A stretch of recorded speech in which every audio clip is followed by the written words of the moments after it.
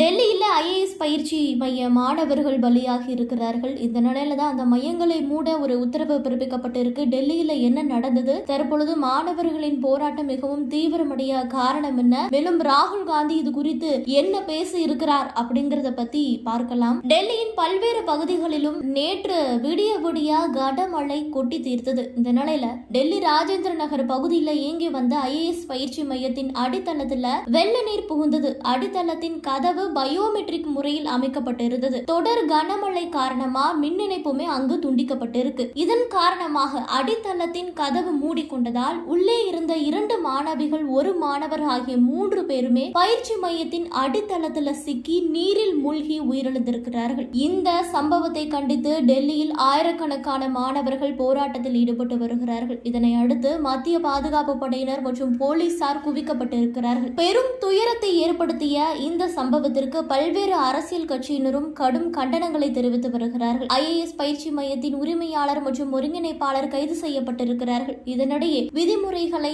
மீறி கட்டிடத்தின் கீழ்த்தளத்தில் இயங்கும் பயிற்சி மையங்கள் மீது உடனடி நடவடிக்கை எடுக்க வேண்டும் என டெல்லி மேயர் உத்தரவிட்டிருக்கிறார். டெல்லி மேயர் ஷெய்லி ஒபராய் தலைநகர் முழுவதுமே அடித்தளங்கள் இயங்கும் பயிற்சி மையங்கள் மீது கடுமையான நடவடிக்கை எடுக்குமாறு டெல்லி மாநகராட்சி ஆணையருக்கு உத்தரவிட்டிருக்கிறார். இந்த சம்பவத்தில் எம்சிடி அதிகாரியும் குற்றவாளியாக இருந்தால் அவர்கள் மீது நடவடிக்கை எடுக்குமாறு எம்சிடி கமிஷனருக்குமே டெல்லி மேயர் உத்தரவு பிறப்பித்திருக்கிறார். இது தொடர்பாக டெல்லி கமிஷனருக்கு மேயர் எழுதிய கடிதத்தில் வெள்ளம் காரணமா ராஜேந்திர நகரில் இயங்கும் தனியார் பயிற்சி மையத்தில் சிக்கி 3 மாணவர்கள் உயிரிழந்திருக்கிறார்கள். இந்த சம்பவம் மிகவும் அதிர்ச்சி அளிக்கிறது. இந்த சம்பவம் தொடர்பாக முழுமையான விசாரணை மற்றும் விரைவான விசாரணையும் நடவடிக்கையும் தேவை என அந்த கடிதத்தில் குறிப்பிட்டிருக்கிறார். மேலும் டெல்லி முழுவதுமே உள்ள அனைத்து பயிற்சி மையங்களும் எம்சிடி அதிகார வரம்பில் உள்ளன என்று அடித்தளங்களில் வணிக நடவடிக்கைகளை நடத்துகின்றன எனவும் குறிப்பிட்டுள்ள மேயர் அவை விதிமுறைகளை மீறி செயல்படுகின்றன எனவும் குறிப்பிட்டிருக்கிறார். எம்சிடி அதிகாரிகள் யாராவது இந்த துயர சம்பவத்திற்கு காரணமா என்பதை உடனடியாக கண்டறிய வேண்டும் எனவும் குற்றவாளியாக நிரூபிக்கப்பட்டால் அவர்களுக்கு எதிராகவும் கடும் நடவடிக்கை எடுக்கப்படும் என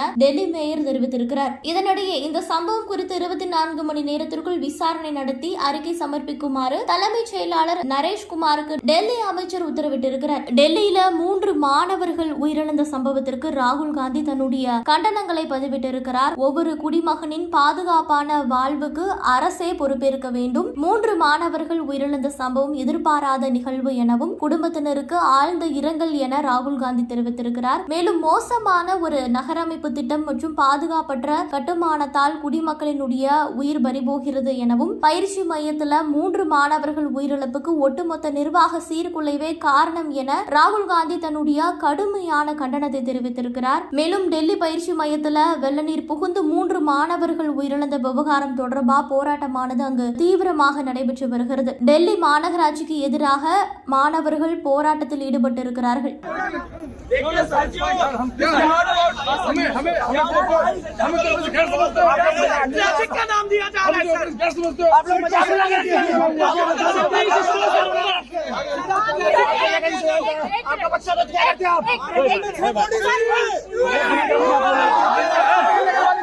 क्या हुआ? ऐसा हमने किया है? ऐसा हमने किया है? हमने किया ऐसा? हमने किया ऐसा? लापरवाही की वजह से पटेल लगवाने केस में क्या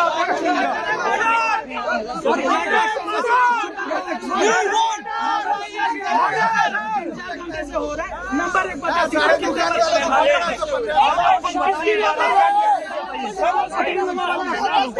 You know what he did right now?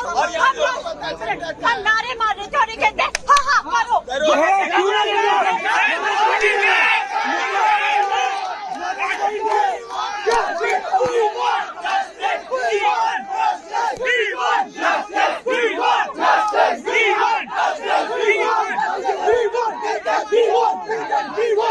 We want